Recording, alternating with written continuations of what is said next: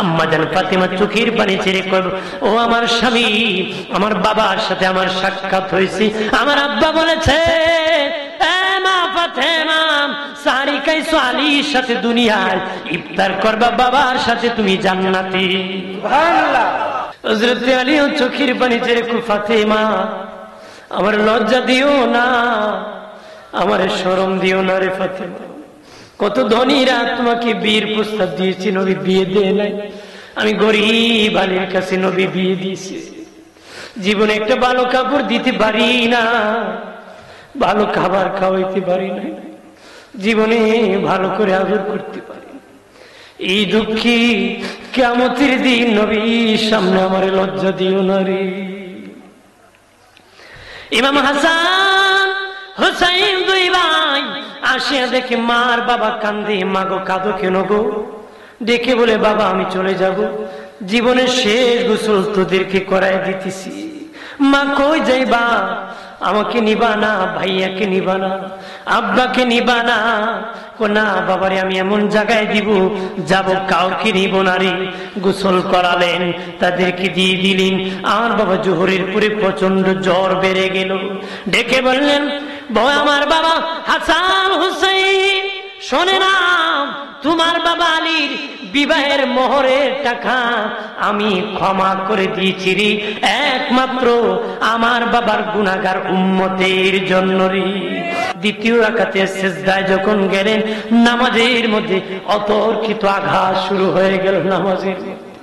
নামাজের মধ্যে বাবাজি চাকু দিয়া আঘাত করা শুরু করলো রে। আঘাত করতে করতে একটা আঘাত কান বরাবর মাথায় লেগে গেছে, ছিদ্রি হয়ে গেছে, রক্ত গড়িয়া গড়িয়া সাদা দাড়ি লাল হতেছে। হযরত আলীকে নবী বলেছিলেন, আলী রে, যতদিন পর্যন্ত তোমার সাদা দাড়ি রক্তে লাল হবে না, ততদিন তুমি ইন্তেকাল করবে না রে। ওরে আলী, যতদিন পর্যন্ত তোমার সাদা দাড়ি রক্তে লাল হবে না রে, ততদিন তুমি ইন্তেকাল করবা না। সেদিন উনার রক্তে সাদা দাড়ি লাল হয়ে গিয়েছিল। বাবাজি ৮১টা আঘাতের পরে উনি মসজিদ কুফার মধ্যে শহীদ হয়েছিলেন। ওনাকে কে শহীদ করেছিল? আব্দুর রহমান মঞ্জিল খারেজি কিতাবের মধ্যে লিখেছি, তার লম্বা দাড়ি ছিল বাবাজি, মাথায় বড় পাগড়ি থাকতো, লম্বা জুব্বা থাকতো, উপরে আবা পরিধান থাকতো, কোমরের মধ্যে প্রতিদিন দুটা চাকু রাখতো রে। আর আলী রাদিয়াল্লাহু তাআলা আনহুর পিছে নামাজ পড়তো আর চাকু রাখতো, যদি সুযোগ পাই আলীকে হত্যা করে দিব।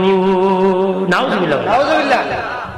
আমার দয়াল নবীজি একটা শিশি নিয়ে নবীজির বিবি উম্মে সালমা রাদিয়াল্লাহু তাআলা আনহার হাতে দিলেন। দিয়া বলেন, উম্মে সালমা রে, এটা তোমার হাতে দিয়ে রাখলাম। এই মাটি যেদিন ঘুণে পরিণত হবে, সেদিন বুঝবা আমার নাতি ইমাম হুসাইন শহীদ হয়ে গেছে। যেহেতু মুহররম মাস চলতেছে, বললে কি খারাপ লাগবে? তাহলে ভাইতির ভালোবাসা নেই বলি। আমাদের আম্মা উম্মে সালমা ডেকে বলেন, নবীজি গো, এই শিশি ইচ্ছা করলে আরো কারো কাছে দিতে পারেন, না দিয়ে আমার কাছে কেন দিয়েছেন? তাহলে বোঝা যায় আমার ভাই হুসেইনের সাথে আমি যাব কারবালায়। নবী বলেন, হ্যাঁ সত্যি তুমি উম্মে সালমা, আমার ভাইয়ের সাথে সেদিন কারবালায় তুমি যাইবা। শুধু তুমি না, আমার বিবি জয়নব বিনতে জাহাজ ও তোমার সাথে কারবালায় ইমাম হুসেইন আমার নাতির সাথে থাকবে। আল্লাহু আকবার বলে। ভাইরা আমার খেয়াল করেন ভালো করে, দয়াল নবী নাম রাখছেন হাসান হুসাইন। নাম রাখছেন কি? এই দুটি নাম জান্নাতি নাম, এই দুটি নাম জান্নাতি নাম। নবীজি তাদের গালে চুমু খেতেন, চুমু। পৃথিবীর মানুষ ভালোবাসা জানতো না, গালে চুমু দিলে যে ভালোবাসা হয়। নবী ইমাম হাসান হুসেইনকে গাল মুবারকে চুমুকে পৃথিবীর মানুষকে ভালোবাসা শিখাইছে। ভালোবাসেননি আপনারা? কথা। নাতির ভালোবাসা নবীর সুন্নাত। নাতির ভালোবাসা কি? অনেক দাদা আছে, যে ছেলে টাকা আছে এই ছেলে নাতির দেখতে পায়, যে ছেলে টাকা নাই ধু ধু তোর বাপও জ্বালাইছে তুইও জ্বালাস। কথা করা। যে মেয়ে টাকা আছে খুব খুশি, আরে বাবা গাটি আর বুসকা দৌড়ে নদীর ফারার। কিন্তু যে মেয়ের নাই হেবেটা ঘুমতিও মানে সজাগ হয়ে ঘুমিয়ে আছে। কথা করা। জালিম হবেন না, জালিম জুলুম করবেন না, নাতির দোষ না, এটা অন্যায় করবেন না। নাতিদেরকে ভালোবাসা নবীর সুন্নাত। যদি বাঁচতে পারেন নবীর সাথে জান্নাতে দেখা হয়ে যায়। আর জোরে যারা দাদি আছেন আপনারা ভালোবাসেন, দেখবেন নবীর সুন্নাতটা আদায় হয়েছে। নবীর সুন্নাতটা কি আদায়? আমার প্রাণের দুস্থ বুজুর্গরা খেয়াল করেন ভালো করিয়া বাবাজি, তারা দুইজনকে নবী অনেক ভালোবাসতেন গো। কেমন ভালোবাসতেন নবীজি? একদিন ডেকে বলে নানা ঘোড়া কিনে দিবানি। বাবাজি কোন নানা না চায় না নাতিরে কি কিনে দিবি? দাদা চায় নাতিরে কিনে দিবি, নানা চায় নাতিরে কিনে দিবি। নবী চায়, নবীর সম্বল নাই, কিভাবে দিবে গো, কিভাবে দিবি? একদিন দুই নাতি আসিয়া তাদের মায়ের কাছে কয়, মা আমাদের নানা কই গো? মা ডেকে বলে, মা ফাতেমা তু জোহরা ডেকে বলে, বাবা তোদের নানা মসজিদ নববীতে নামাজ পড়তেছে। নানা কই? মা কয় তোর নানা আছে মসজিদ নববীতে। আপনার নাতিজি কো দাদা কই কো গিয়া দেখ শাস্ত্রলো বিড়ি খাইতেছে। কথা কথা। ওই সুনামগঞ্জে বন্যা হয়েছিল না, একবারের পাইছে পানির উপর ধুমা টানতেছে। কোসা বিড়ি ফেলে কয় মানে নাকি সাঁতার কেটে বেড়ে বিড়ি আনছে। খুব 40 দিন না খেলে সমস্যা নাই, কইটা না খেলে খিলার হয় না। কথা কথা। বেড়া নীরব নিরিবিলি পরিবেশ, ইন্টারন্যাশনাল বাথরুমে বইয়ে বিড়ি টানে। কি কিলার না খাটাস, পায়খানার গন্ধ টান না বিড়ি গন্ধ টানে, আল্লাহ জানে। এরকম নোংরামি করবেন না। ইমান নিয়ে মরতে পারবেন, ইমান বড় দামি সম্পদ। কারণ ধোঁয়া টানা অবস্থা আজরাইল আসলে রহমতের ফিরিস্তা আসবে না। ইমান নিয়ে মরা সম্ভব? ওই বেড়া একটা ফিরিস্তা আইতো না, মরতাম না, বিড়ি খাওয়ালে সারি না। আজরাইল উবাই সাহেব সারত না। আব্দুল আজিজ রহমতুল্লাহ সাথে এক খ্রিস্টান বাহাজ করতে আসছিল। কি করতে আসছিল? বাহাজ করতে। খ্রিস্টানে কুত্তা নিয়ে আসছে, কুকুর নিয়ে। উনি জিজ্ঞেস করে, বেটা বাহাজ করতে আমার সাথে আসতো, কুকুর নিয়ে এখানে আসতো? তোমার নবী কইছে কুকুর যেখানে ফিরিস্তা নাই সেখানে। আজেল তো ফিরিস্তা, আমি কুকুর নিয়ে ঘুরে আইতো না, মরতাম না। কি কর আইতো না? উনি জিজ্ঞেস করছে ইহুদিরে, এই বেটা তোর দেশের কুকুর মরিনি? মরে। তুই মারার সময় কুত্তা মারার ফিরিস্তাই নাই। তুই মরার সময় কি? কারণ ফিরিস্তা আসে, রহমতের আসবে না। আর রহমতের না আসলে ইমান নসিব হবে। কিন্তু ধোমা সেইরেন না। বিগ ফিল্ডে তো, বিগ ফিল্ডে তো বর্ষা মাসে বন্ধ থাকে। আমার প্রাণের বাবা দিনারি দুই ভাই মসজিদ নববীতে যাইয়া দেখে দয়াল নবী সিজদায় পড়ে আছেন। এক ভাই আরেক ভাইকে দেখে বলে, বাইরে নানাকে বলেছিলাম ঘোড়া দৌড়াবো, নানা দেখি ঘোড়ার মতন পিঠ পেটে বসে আছি। বড় ভাই হাসান উঠে বসে গেছে, ছোট ভাইকে ডাকে, ভাই উঠো। নবীর বাব্বি চুল মুবারক ছিল রে। এক ভাই নবীর কান মুবারকে ধরেছে, লাগাম ধরেছি, উঠের ঘোড়ার লাগাম ধরেছি। আরেক ভাই বলে চুলে ধর নবীর বাব্বি চুল মুবারকি। দুই ভাই চুল, একজনে চুলে আরেকজন কানে ধরে বসে আছে। অনেকক্ষণ নামে না। আল্লাহ নবী ছিলেন, তাদেরকে পিঠ মুবারক থেকে নামায় দিবেন, পিঠ মুবারক থেকে নামায় দিবেন। ডান হাত মুবারক খানা এইভাবে উঠাইতেছেন। জিবরিল আমিন আসিয়া বলেন, দয়াল নবীজি আল্লাহ বলে দিয়েছেন হাত উঠাইতে নিষেধ করেছেন। আমার আল্লাহর কাছে ভালো লাগতেছে তারা যে আপনার পিঠে বসে আছে। যতক্ষণ তারা দুজন আপনার পিঠ মুবারক থেকে নামবে না গো নবীজি, ততক্ষণ আপনি আপনার পিঠ মুবারক থেকে তাদেরকে নামায় দিবেন না। আল্লাহু আকবার বলে, ততক্ষণ নামায় দিবেন। নবীজি অনেকক্ষণ সময় পিঠের মধ্যে দুই ভাইকে ধরে রাখলেন বাবাজি। দুই ভাই নামছে, ডাকে নানা উঠেন গো। নবী সেজদার থেকে উঠেন না, কানের কাছে যায় কয় নানা রাগ করছো নাকি, গুসা করছো নাকি, উঠেন নানা, আম্মা রুটি বানাইছে আমরা যায়া খাই। দয়াল নবী সেজদার থেকে উঠলেন, সালাম ফিরালেন। দুই ভাই নাতি দুইজনকে নিয়ে আম্মা জান ফাতেমাতুজ জোহরার হুজরার মধ্যে গেলেন, যে বাবা রুটি খাবেন। এবার দুই ভাই হাসান হুসেন দেখে কয় নানা একটা জবাব দেন, তারপরে খাবার খাবো। নবী বলেন বলো রে নানা। নানারা বলো কি জবাব? নানা বলেন আল্লাহর দরবারে আপনার মর্যাদা বেশি না আমরা দুই ভাইয়ের মর্যাদা বেশি, একটু বলে দেন গো নানা। দয়াল নবী বলেন আমার ভাই হাসান হুসেন তোমরাই বলো রে কার দাম বেশি।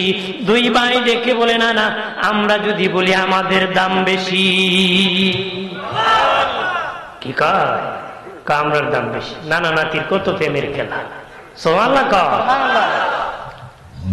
এখন নাতি কো বুড়া গুন্ডাইছে আর নানা কত গুন্ডা ডাইছে। কথা তো এরকম বললেন মায়া করবেন, নবীর ভালোবাসা হয়েছে। কথা কয় না। আমি মাঝে মধ্যে সামাজিক কথা বলি, কারণ আমাদের ক্যারেক্টার লুজ হয়ে আছে। সমাজ কি ঘটতেছে এটা না বললে পরিবর্তন হবে না। আমি এক দেশে, সমাজ আরেক দেশে, বাস কাজ হবে না। এই সমাজে মাঝে মধ্যে সমাজ কালচার নিয়ে একটু বার দিই, যেন আমাদের জীবনটা পরিবর্তন হয়। কথা কনা আমার প্রাণের বাবা দিনারি নবীজি বললেন ভাই হাসান হুসাইন বলো রে কিভাবে তোমাদের মর্যাদা আমার চেয়ে বেশি? শুনেন না না আমাদের বাবার খবর শুনেন। আমাদের বাবা হলেন আল্লাহর ভাগ। আমার বাবা যুদ্ধের সেনাপতি, আমার বাবা যোদ্ধা, আমার বাবা যুবকদের মধ্যে আপনার কাছে প্রথম কালেমা পড়ে মুসলিম হয়েছে। আমার বাবা কাবা ঘরে আগমন করেছে। আমার বাবা আপনার কুলে প্রথম কান্না করেছে। আপনার কুলে আমার বাবা আপনার তুতু আগে খেয়েছে। আমার বাবা যুদ্ধের সেনাপতি, 800 মণ ওজনের কপাট ভেঙ্গে আমার বাবা যুদ্ধ করেছে। আমার বাবা যুদ্ধের সেনাপতি। ও নানা বলেন আপনার বাবা কোন যুদ্ধের সেনাপতি? নবী কত তোর বাবার দাম আমার বাবার চেয়ে বেশি। এবার শুনেন নানা আমাদের মা হলেন খাতুনে জান্নাত ফাতেমাতুজ জোহরা, জান্নাতের সরদার হবে। নবী বলেছেন আমার বেটি জান্নাতের সরদার হবে। তার মা খাদিজা জান্নাতের সরদার হবে। ফেরাউনের বিবি আসিয়া জান্নাতের সরদার হবে। ঈসা নবীর মা মরিয়ম জান্নাতের সরদার হবে। নবী বলেন 3 জন আমার বিবি, 1 জন আমার মেয়ে, মোট 4 জন জান্নাতের সরদার হবে। 3 জন বিবি। মরিয়ম আলাইহিস সালামের সাথেও নবীজি জান্নাতে বিয়ে হবে। ফেরাউনের স্ত্রী আসিয়ার সাথে নবীর জান্নাতে বিয়ে হবে। ওরা আমার নবীর বিবি হবে। আমাদের খাদিজাতুল কুবরা যেদিন ইন্তেকাল করবেন বাবাজি নবীজির ওরাত মুবারকে মাথা রেখে উনি কান্না করতেছেন। বলেন খাদিজা কাঁদো কেন রে? খাদিজাতুল কুবরা বলে নবীজি আমি তো আপনাকে পাহারা দিতাম, কে আপনাকে পাহারা দিবি? আম্মা জান ফাতেমা ডেকে বলে মা আমি আপনার পরে আমার বাবার পাহারাদার হয়ে যাব। এরপরে মা খাদিজা মুস্কি মুস্কি হাসে। লম্বা ঘটনা। নবী বলতেছে খাদিজা রে তোমাকে যখন কবরে রাখা হবে খাদিজা আমার 2 জন বিবির সাথে তোমার দেখা হয়ে যাবে। দেখা হলে আমি রাসূলুল্লাহর সালাম কানি তুমি দিয়ে দিও। আম্মা জান খাদিজা কো নবী আমি হচ্ছে আপনার প্রথম বিবি, আবার আমার আগে কোন 2 জন বিবি? নবী কয় ফেরাউনের বিবি আসিয়া আমার বিবি, ঈসা নবীর মা মরিয়ম আমার বিবি। আমার ওই 2 বিবির সাথে কবরে তোমাকে জিন্দা করলে সাক্ষাৎ হয়ে যাবে। আল্লাহু আকবার বলেন। হাসান হুসেন দেখে বলে ও নানা আমাদের মা হলেন জান্নাতের সরদার। নানা বলেন গো আপনার মা কোন জান্নাতের সরদার? নবী বলেন না না নাতিরা, তোদের মার দাম আমার মায়ের চেয়ে বেশি। এবার শোনেন নানা, আপনি যখন কালেমার দাওয়াত দিতেন আমার নানি খাদিজাতুল কুবরা যত ধন সম্পদ ছিল আপনাকে দান করে দিয়েছিলেন। নবীজি খাদিজাতুল কুবরার ইন্তিকালের পরে যে সময় স্মরণ হতো বিনয়ে বিনয়ে নবী কাঁদতেন। আম্মা জান আয়েশা বলেন আমরা রাগ করতাম, গুসা করতাম। নবী বলতেন খবরদার আয়েশা, আমার খাদিজার কথা শুনে তুমি গুসা করিও না, রাগ করিও না। তোমরা আমার সুখের দিনের বিবি, আমার খাদিজা আমার দুঃখের দিনের বিবি। আয়েশা, আমার খাদিজা যদি না হইতো রে আমার ফাতেমা হতো না, ফাতেমা না হলে হাসান হুসেইন হতো না, হাসান হুসাইন না হলে শহীদে কারবালা হতো না, শহীদে কারবালা না হলে আমার গুনাহগার উম্মতের নাজাত হতো না রে। ওরে আয়েশা, আমার খাদিজার ধন সম্পদ যদি আমি রাসূলকে না দান করত আমি নবী কালেমার দাওয়াত দিতে পারতাম না। আম্মাজান আয়েশা বলেন এরপর থেকে শুনলে আমরা আর গুসা করতাম না। আম্মাজান খাদিজার কথা যখন শুনতেন উনি বলেন খাদিজাতুল কুবরার কথা যখন শুনতাম তখন আমরা কান্না করতাম। হযরত ইমাম হাসান হুসাইন ডেকে বলে নানা, গারে হেরাত থেকে যখন আপনি কালেমার দাওয়াত নিয়ে এসেছিলেন সর্বপ্রথম আমার নানি খাদিজা মুসলমান হয়েছিলেন, গ্রহণ করেছিলেন। আমার নানি প্রথম মুসলমান। নানা বলেন আপনার নানি কত নম্বর মুসলমান? আমার নানি প্রথম মুসলমান, আপনার নানি কত নম্বর মুসলমান? দয়াল নবী ডেকে বলেন হাসান হুসাইন, হ্যাঁ তোদের নানা নানির দাম বেশি, নানির দাম বেশি। এবার দুই ভাই ডেকে বলে নানা আমাদের নানার পরিচয় জানেননি? আমাদের নানা হলেন রাহমাতাল লিল আলামিন, শফিউল মুজনাবিন, ইমামুল মুরসালিন, যিনি সমস্ত নবীদের নবী, নবী কুল সরদার, রাসূল কুল সরদার, নবী কুল ঈমান, রাসূল কুল ঈমান। আমার নানা শেষ নবী। ও নানা আপনি জবাব দেন আপনার নানা কোন নবী? কারে কয়? নানারে কয়। আমার নানা শেষ নবী, আপনার নানা কোন নবী? নবী করে ভাই তোর নানারও অনেক দাম, তোর নানিরও অনেক দাম, তোর মায়েরও অনেক দাম, তোর বাবারও অনেক দাম, এই জন্য তোর দাম আমার চেয়ে বেশি। বলো তো ওদের দাম নবীর কারণে, কথা বলেন না? ওনাদের দাম কার কারণে? কিন্তু এটা হলো নানা নাতির প্রেমের আলোচনা, নানা নাতির ভালোবাসার আলোচনা। আল্লাহু আকবার বলেন না? আর জোরে বলি দুশি পড়ি আল্লাহুম্মা সাল্লি আলা সাইয়্যিদিনা মাওলানা মুহাম্মদ ওয়া আলা আলি সাইয়্যিদিনা মাওলানা মুহাম্মদ। কবে জানি ডাকা শিবির এবারে ঘর চারিতে, গায়ের পোশাক কাফন পরিতে আল্লাহ সাল্লি আলা সাইয়্যিদিনা মাওলানা মুহাম্মদ ওয়া আলা আলি সাইয়্যিদিনা মাওলানা মুহাম্মদ। খারাপ লাগতেছে নাকি? না। আর কিছুক্ষণ বলবো? হ্যাঁ আমার কথা কি বুঝেন আপনারা? হ্যাঁ আপনাদের এখানে আমি নতুন আসছি, আর আসছি নাকি? আসি নাই কারণ আমার নদীপথ ভয় করে। নদীপথ কি ভয় করে? ওই যে আমি পারিছি ভয় পাইছি। আমার আপনাদেরই সন্তান একজন ধরছে তো সাহস রাখে। এই নদী যদি পারিতে ভয় করি ফুল সিরাজ পারবো কেমন?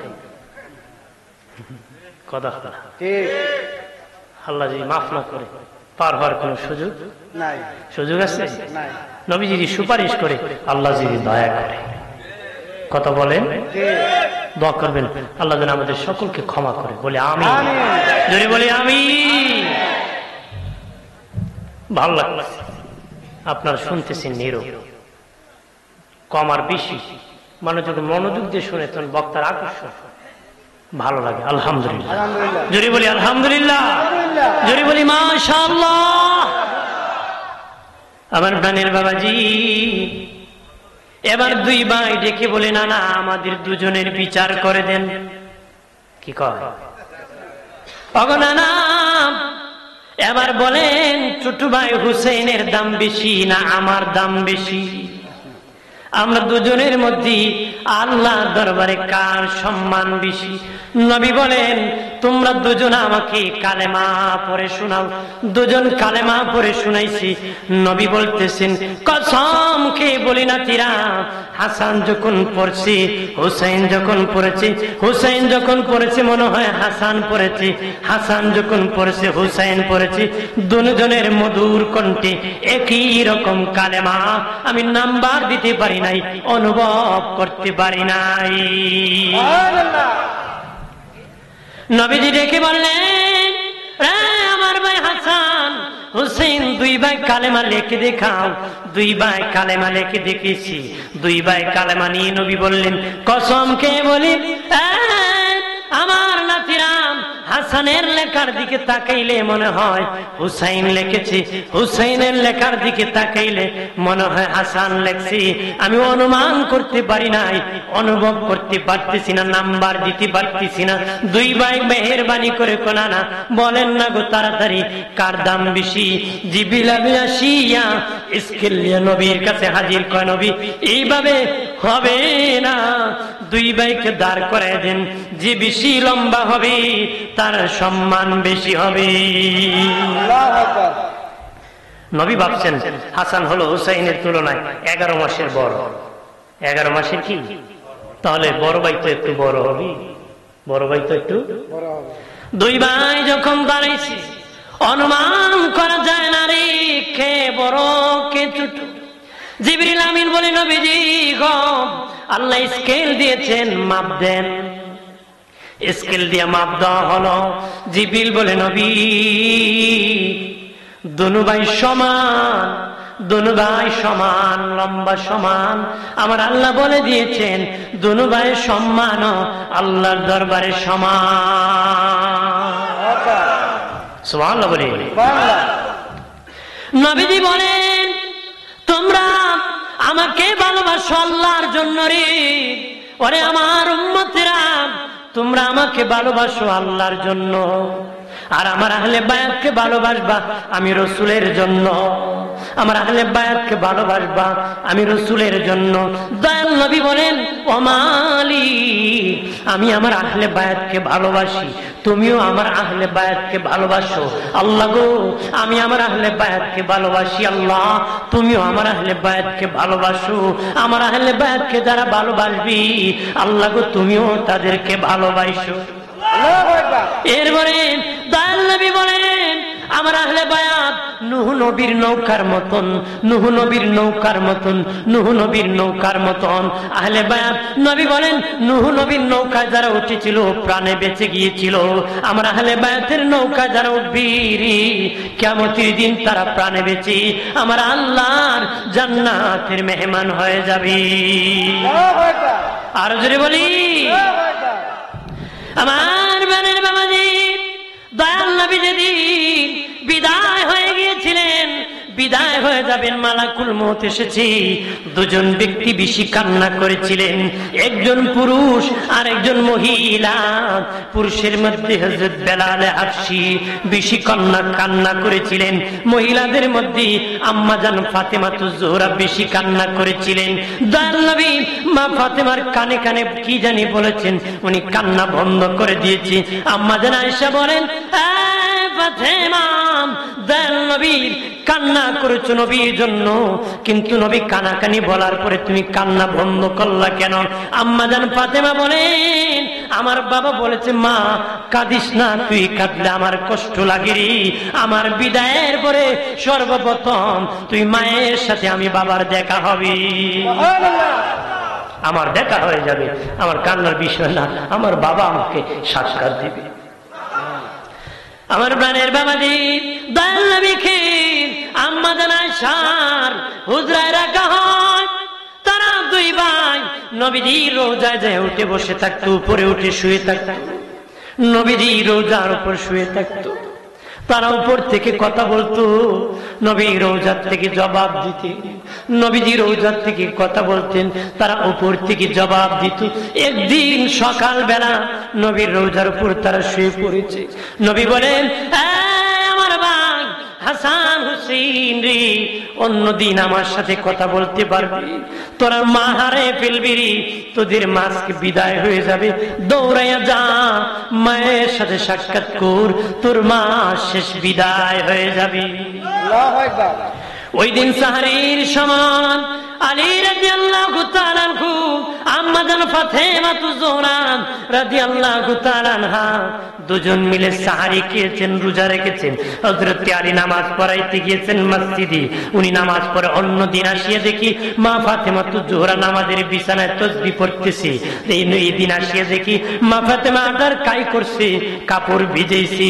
ডেকে বলেন, ফাতেমা ফাতেমা, নামাজের বিছানা ছাড়িয়া কেন আটার কাই করতেছো, কাপড় কেন ভিজেছে? তো আম্মা জান ফাতেমা চোখের পানি ছেড়ে কইল, ও আমার স্বামী, আমার বাবার সাথে আমার সাক্ষাৎ হয়েছে, আমার আব্বা বলেছে মা ফাতেমা সারি খাইছো আলীর সাথে দুনিয়ায়, ইফতার করবা বাবার সাথে তুমি জান্নাতি।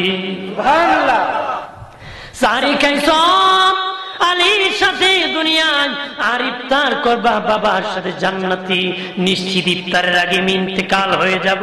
স্বামী জীবনে অনেক ওযু করছি, ওযু আপনাকে করাই দিয়েছি। কিতাবে এসেছে প্রতি ফজরের ওযু মা ফাতেমা হযরত আলীকে ওযুটা করাই দিতেন। ডাকিয়া বলেন, ওগো স্বামী, ও আমার স্বামী, জীবনে অনেক ওযু করছি, শেষ ওযুটা করাই দিলাম। জীবনে চলতে অনেক ভুল করতে পারি গো, মনে কষ্ট নিবেন না, কিয়ামতের দিন আমার বাবার সামনে লজ্জায় ফেলে দিবেন না, মেহেরবানি করে ক্ষমা করে দিবেন।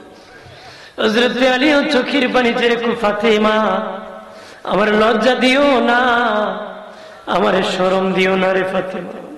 কত ধনীরা তোমাকে বিয়ের প্রস্তাব দিয়েছি, নবী বিয়ে দেয় নাই।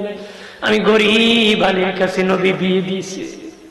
জীবনে একটা ভালো কাপড় দিতে পারি না, ভালো খাবার খাওয়াইতে পারি না, জীবনে ভালো করে আদর করতে পারি। এই দুঃখী কিয়ামতের দিন নবীর সামনে আমার লজ্জা দিও না রে। ইমাম হাসান হুসাইন দুই ভাই আসিয়া দেখে মার বাবা কান্দে। মা গো, কাঁদো কেন গো?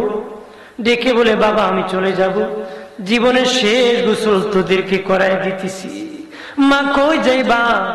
আমাকে নিবা না, ভাইয়াকে নিবা না, আব্বাকে নিবা না? না বাবারে, আমি এমন জায়গায় দিব যাব কাউকে নিব না রে। গোসল করালেন, তাদেরকে দিয়ে দিলেন। আমার বাবা জোহরের পরে প্রচন্ড জ্বর বেড়ে গেল। ডেকে বললেন, আমার বাবা হাসান হুসাইন, শোনে না, তোমার বাবা আলীর বিবাহের মোহরের টাকা আমি ক্ষমা করে দিয়েছি রে, একমাত্র আমার বাবার গুনাহগার উম্মতের জন্য রে। আমার বাবার গুনাহগার উম্মতের জন্য তোমার বাবা আলীর বিবাহের মোহরের টাকা আমি ফাতেমা ক্ষমা করে দিয়েছি। শুনে নাও হাসান হুসেইন, তোদেরকে আমার নানার আমার বাবার উম্মতের জন্য দান করে দিয়েছি। ওই নামাজের বিছানায় বসে আল্লাহ, আমি ফাতেমার জীবনে যত ইবাদত করেছি সব আমার বাবার উম্মতের জন্য আমি দিয়ে দিছি। আমার বাবাকে তুমি কান্দায়ও না। জোর বাড়তি বাড়তি এবার ডেকে বলেন, আলী রে, আমার প্রাণের স্বামী, শুনে না, আমি যখন ইন্তেকাল হয়ে যাব, রাতি অন্ধকারে দাফন করে দিবা, আর খবর দিবা না, বেগানা পুরুষকে দেখাবা না। ঠিকই রাত্রি ইন্তেকাল যখন বাবা হয়ে গেলেন, তখন কেমনে দাফন করবেন? হাসান হুসেন ছোট্ট মানুষ, খাটিয়া ধরতে পারে না। হযরত আলী একা তো লাশ নিতে পারে না রে, একা সম্ভব? উনি দাঁড়ায়া চিন্তা করতেছেন কিভাবে লাশ দাফন করবি। তখন একজন সাহাবী দাঁড়াইলেন, যার নাম আবু যার গিফারি রাদিয়াল্লাহু তাআলা আনহু। বলেন, আলী আমি দাঁড়াইলাম, ফাতেমাকে দাফন করব।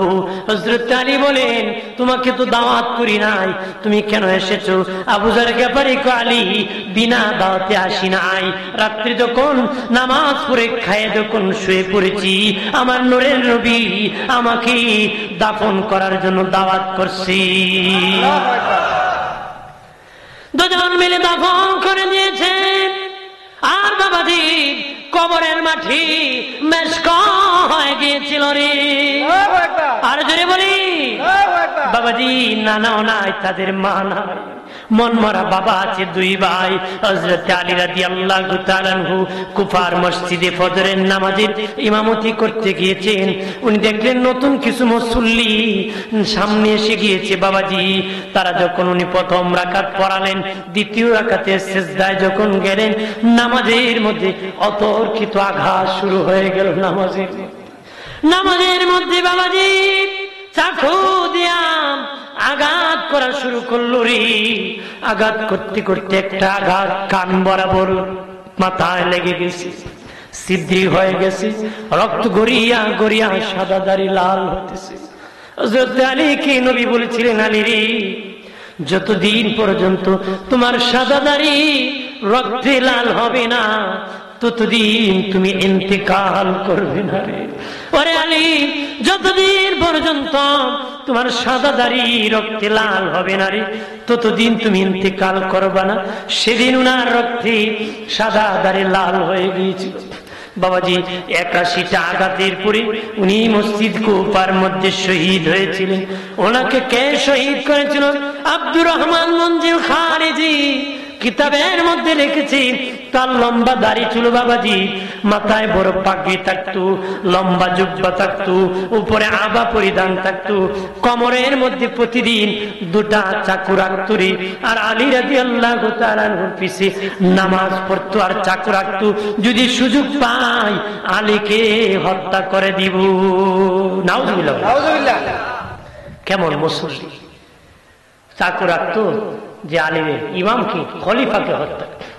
ঠিক প্রাণের বাবাজি ওই আব্দুর রহমান মঞ্জিল খারিজি হযরত আলী রাদিয়াল্লাহু তাআলা আনহুকে শহীদ করার পরে 3 দিন তাকে জেলখানায় বন্দী করা হয়েছিল।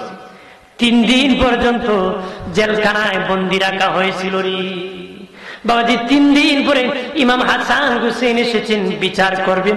প্রথম তার একটা পা কাটা হলো, পা যেই কাটা হলো, সে আল্লাহ আল্লাহ আল্লাহ এইরকম ভাবে চিৎকার করতেছে, আল্লাহর নাম নিতেছে। তারা কয়, তুই কোন আল্লাহর জিকির করস? খলিফাকে শহীদ করেছ নামাজের মধ্যে, সে আল্লাহ আল্লাহ আওয়াজ করতেছি, হাত কেটে দিয়েছে, আবার জোরে জোরে আল্লাহ আল্লাহ বলতেছি, দুটো চোখ খুলে ফেলছে। ওই আব্দুর রহমান মঞ্জিল খারিজি আবার আল্লাহ আল্লাহর আওয়াজ আরো বেশি করে করতেছি। কিতাবে এসেছি, রাত্রে যখন সে ঘুমাইতো তখন তার জিহ্বা আল্লাহ আল্লাহ করতো রে। কিন্তু দুশমনের রাসূল, গুস্তাখের রাসূল বাবাজি আহলে বায়াতের সাথে তার দুশমনি ছিল রে। প্রাণের বাবাজি, তখন সাহাবীরা বললেন, তুমি ইসলামের একজন খলিফাকে শহীদ করেছো, আবার কোন আল্লাহকে তুমি ডাকতেছো? সে কয়, আমি কোন খলিফাকে শহীদ করি নাই, আমি তো একটা কাফিরকে হত্যা করেছি। একটু চিল্লায় বলি নাউজুবিল্লাহ। খারিজিরা এরা ছাড়া কেউ মুসলমান মনে করে না। খারিজিরা এরা ছাড়া কেউ মুসলমান, ইসলামের খলিফারে কাফির হত্যা করেছে, যিনি পাক পাঞ্জাতনের একজন। কথা বলেন ঠিক কিনা? জোরে বলেন। উনি নাকি মুসলমানই না, ওর কি মুসলমানের দ্বারে কাছে আছে নাকি? বেঈমান, জাহান্নামী। কথা বলেন ঠিক কিনা?